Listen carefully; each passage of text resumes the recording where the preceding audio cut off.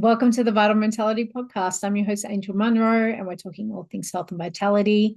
Short disclaimer, this is not intended as medical advice. This is for general purposes only.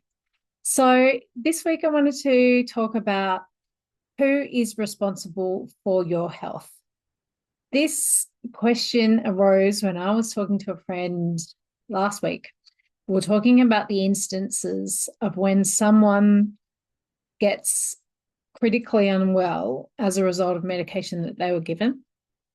And I had said that I put pharmaceuticals in the category of lifestyle as a lifestyle choice. And she rightfully queried me and asked if that was insensitive and whether it was fair to say when people were just following doctor's orders and then they end up with a life-threatening condition as a result of what the doctor has said. That's a super fair question. And I think it's part of a bigger existential question, who is responsible for your health? Because, I think the lines are really blurry on where our personal responsibility begins and ends. And I wanted to have a look at the problems with research, scientific research, how long scientific research gets to doctors, what the side effects of some common medications are, and how you can find this information out before you decide to take something, and some other solutions. And I think if we have a look at some of the facts around this topic from a broader sense, it might give people a better idea about that question. Where does our responsibility, our own responsibility for our health, where does it begin and end? Or at least provoke some thought around that. That's what I'm hoping for. So, personal story. I had, growing up, very natural lifestyle. I would get sick as a kid and had allergies and things. My mum would take me to naturopaths and Chinese medicine doctors. When I was unwell, I would just rest, and she'd give me medicinal food. I never had antibiotics as a kid. I moved out of home when I was about 18, had a partner and had a baby. And we split up when my baby was about 9 months, and I moved back home to close to where my parents were. Not home, but in the same suburb. And they lived in a kind of trendy suburb that had a bit of a underbelly, and I wanted to be close to them, but I couldn't afford like a nice place. So I lived in the shittest part of that suburb, in the shittest apartment that I could find, shittest, cheapest apartment. And so I was 19, breastfeeding, on my own for the first time, responsible for another person. The apartment had rising damp, and I'd been through this emotional upheaval. It was kind of like a recipe for getting unwell. And one morning I woke up feeling really unwell. I asked my mum to come and look after my son. She came and picked him up. And when she brought him back in the afternoon, she found me. I was not breathing very well and really listless. And a locum doctor came over to check up on me, and he got an ambulance straight away. I had pneumonia, and I went into hospital. Straight away, they put me on antibiotics, intravenous antibiotics. So that's the very first time. I was 19 years old. And I got out of hospital a few days later. I did go and get some herbs after that, more to treat the kind of bronchial stuff that was going on afterwards because of the pneumonia. I didn't do anything to address the fact that I was on antibiotics, to my memory. Anyway, afterwards, I had some repeat like bronchial infections and things that went on for a while. And I did end up getting asthma, and I got some Ventolin. I don't remember when it was, but it's now 27 years later, and I'm now still sometimes use Ventolin on and off. And the reason for bringing that up is the antibiotics can cause asthma, taking it in those kind of situations. And also, once you're on Ventolin, it's hard to get off. And I often wonder if I kind of was armed with this information at the time, or if I knew that I should arm myself with the information before making that decision, if I still would have done it. Luckily for me, I'm still would like to get to the point where I never have to take it again. It's something that I'm personally working on. But luckily for me, as far as pharmaceuticals go, Ventolin's pretty benign. We'll talk about some other common pharmaceuticals later on. And some of them have really serious consequences. So it's just, yeah, I know for myself now, after having that experience, I know that there is an effect with every decision that you make on your health. And I just want to help people be as armed with information as possible so they can make the best choices for their health as possible. So I'm not sure if I mentioned already or not, but there is a problem with research, the scientific research getting to GPs. It takes somewhere between 10 and 25 years, an average of 17 years, to get from the research labs and the published scientific papers to the GP's clinic and to you. A really good example of this lag is SSRIs, which are used for depression. The reason that they were prescribed was to regulate serotonin. Depression was always thought of as a chemical imbalance, and SSRIs were meant to fix that balance. It has been since realized that it doesn't matter whether serotonin is up or down. It has no bearing on whether you have depression or not. It is not a chemical imbalance. However, this was in, and they're still prescribed. And I was going to say, this was in the news. It wasn't just in the literature. It was in the news. I remember reading it in an entertainment magazine at the time when it came out a few years ago. And still to this day, because it's something that I guess one of the only things that they have in their toolkit, doctors still prescribe them. And these medications have really serious consequences like suicidal ideation and violent outbursts towards other people, and dangerous violent outbursts towards other people and themselves, as well as a host of other issues. So, it's quite a serious problem that this information isn't getting to the GPs straight away. In terms of clinical research, there is so many problems. One of them is conflict of interest. You can easily Google and find out what pharmaceutical company had the biggest criminal legal action taken against them. I think it's Pfizer. They've paid billions of dollars because these companies do engage in criminal practices and include keeping medications on the market that they know do extreme harm. And they do fund a lot of research. There was a doctor who was a Stanford professor who did a paper on this topic, on the topic of how often is the scientific literature correct. He came up with less than 50%. This was John E. Needis. I think that's how you say his name. There's a few other big names in the scientific literature that kind of echoed the same thing, and I'm going to read a couple of quotes out. This is from Marsha Angel. She spent 2 decades as an editor for the New England Journal, so that's one of the big ones. She said, it's simply no longer possible to believe much of the clinical research that is published, or to rely on the judgment of trusted physicians or authoritative medical guidelines. I take no pleasure in this conclusion, which I reached slowly and reluctantly over my 2 decades as the editor of the New England Journal of Medicine. Another editor echoed the same sentiment. This was Richard Horton, and he was the editor of The Lancet. He said, the case against science is straightforward. Much of the scientific literature, perhaps half, may simply be untrue.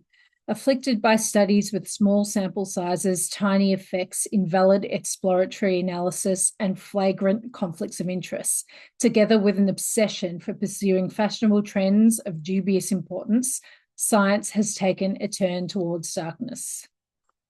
I think even though this information comes out, it seems to make a really, insignificant dent in our trust to allopathic medicine and our trust in GPs. I don't think that GPs are ever doing anything malicious at all. That's not what I'm saying. But I think the system and our trust in the system is incredibly flawed. I think, doctors, I remember growing up, the highest kind of, people on the top of the pyramid were doctors and lawyers. And there is this kind of idea that these people who are at the top echelons of society, that they generally are all knowing, and whatever comes out of their mouth, we should trust them. And, in that big event that happened a couple of years ago that lasted for a few years, we were constantly told to trust the science over and over and over and over again. And, it's really interesting when that's the messaging that comes from our government and comes from people in authority, when you can see, it is very clear that that's actually, we can't trust the science. There's so much conflict of interest and so many flaws that often it's wrong. So if we're armed with that information, does that change how we address things when it comes to our own health? If we go and see a doctor and they say, you do this, this, and this, is it wise, not saying that you shouldn't listen to them, but is it wise to dig deeper in what they're saying? Aldous Huxley, famous author, he wrote, medical science has made such a tremendous progress that there is hardly a healthy human left. And, there's such a rise of cancer, heart disease, metabolic disorders, so obesity. If we're kind of told that medicine saves lives over and over and over again, but why are we sicker than ever? And another thing that I forgot to mention before was, what was it that I forgot? Medical error, sorry. God, came to me. Medical error is a major cause of death. In the States, it was the third cause of death. And this is not just actually, this is excluding from pharmaceuticals. This is just being in hospital care. So, I think how can something be a lifesaver and be the third cause of death at the same time? It just doesn't really make sense. So I wanted to have a look at medication a little bit more, and some of the major things.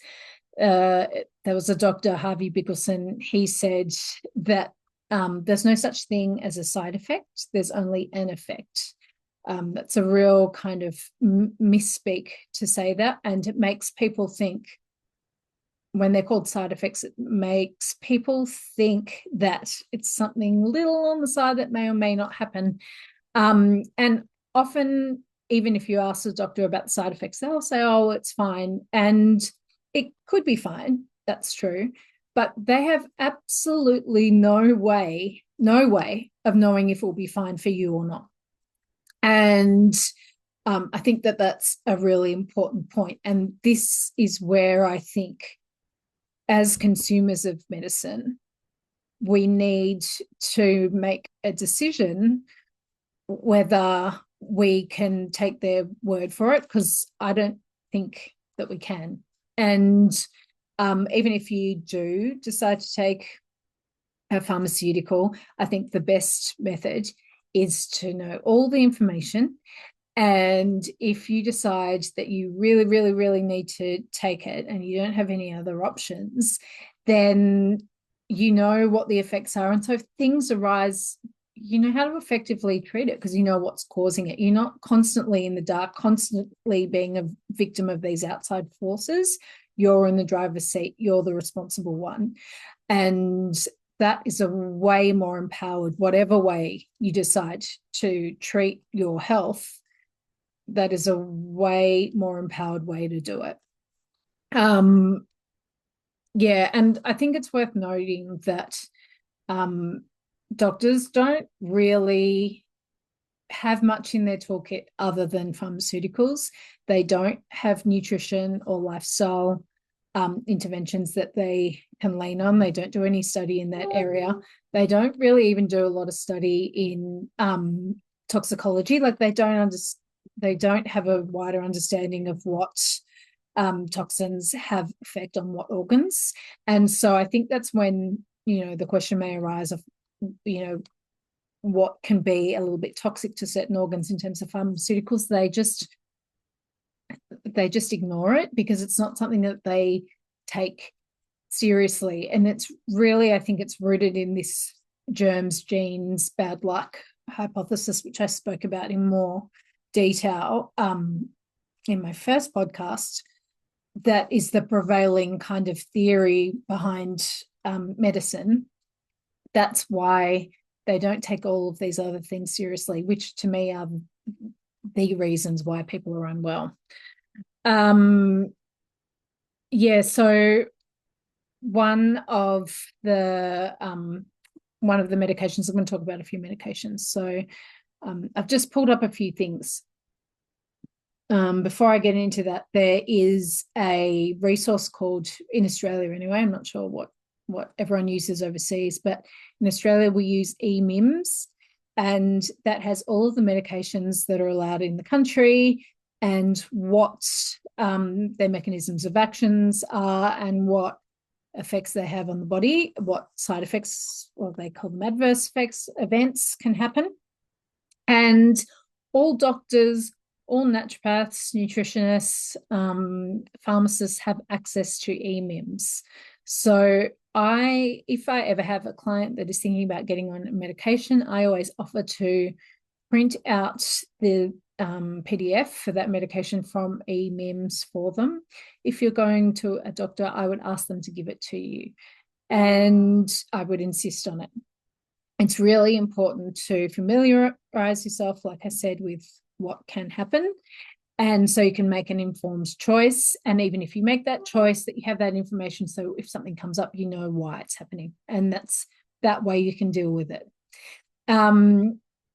So for something like menopause, there's a million different kind of hormone replacement therapy treatments that people give for perimenopause and menopause. I just pulled up something that was general for estrogen and progesterone, based HRT. And I'm just going to give you some of the side effects.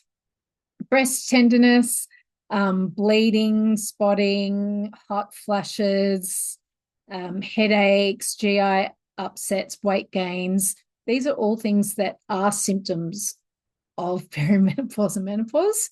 So this medication actually can cause those things.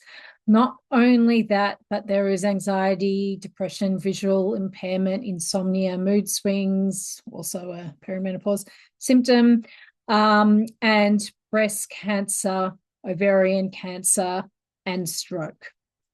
So this is the side effect for a medication for something that is not life-threatening, is self-limiting. It lasts for 5 to 10 years, say, and can be managed. It's not comfortable. I'm in that time of my life myself, and it's but it can be managed with diet and lifestyle. So this is what I mean. Like, is it worth having the risk of stroke, breast or ovarian cancer, and have something that perpetuates the symptoms that you're trying to stop in the first place? That would be my question. The next one that I've got up is dexamphetamine. This is given to children a lot. for ADHD. It is an amphetamine, just like speed or ice. And it has side effects of GI upsets, Tourette syndrome, anorexia, psychotic episodes, overstimulation, weight loss, loss of appetite, Raynaud's disease, libido changes, suicide, ideation, psychosis, mania, aggression, violence. These are just some of them that I'm listing. And the thing that I would note with children, when I was talking about self-responsibility, I think as a parent, we have both the burden and the what's the word I'm looking for? Like the honor. It's a burden and an honor to have someone else's responsibility in your hands. And yeah, so I think that that's something that people really need to think about when they're making those choices for people who are unable to make that decision for themselves. Yeah. This is one of the B words that were given out over the 2020, 21. And some adverse reactions were myocarditis, pericarditis, paresthesia, headaches, heavy menstrual bleeding, breast swelling, reproductive disorders, nervous system disorders, musculoskeletal and connective tissue disorders, and various cardiac disorders, like I already mentioned. And that goes on and on. I already mentioned the SSRIs for depression. I'm not sure if I went over all of the effects that happens, but yeah, suicidality, weight gain, menstrual disorders, liver dysfunction, on and on and on. Blood pressure medication, lots of people go and get blood pressure medication just as a result of their blood tests, which if you read a book called Human Heart, Cosmic Heart by Cowan, there's plenty of other people that have talked about this. Those results generally don't indicate whether you're going to have a heart attack or not. So as a result of that, or even if it's a family history of heart attack, people get put on this blood pressure medication, and the side effects are things like angina, GI upsets, altered mood, hallucinations, liver and spleen dysfunction, renal failure, and congestive heart failure and arthritis. So, and a lot of these medications will be given lifelong. So I guess we should probably get to the solutions. There was a doctor, I can't remember his name, and he said, when you take medication, you end up with two problems. One is the problem that you started with, and two is the effects of the medication that you have to take afterwards. And I think that is true. So, solutions, like I said, if you find yourself in this situation where you're going to take medication, make sure you know exactly what the effects of that are going to be. If you decide to take it, find out what you can do to help remediate the problems that may arise, and what other things you can do in your lifestyle to make sure that you're really looking yourself in as many areas as possible.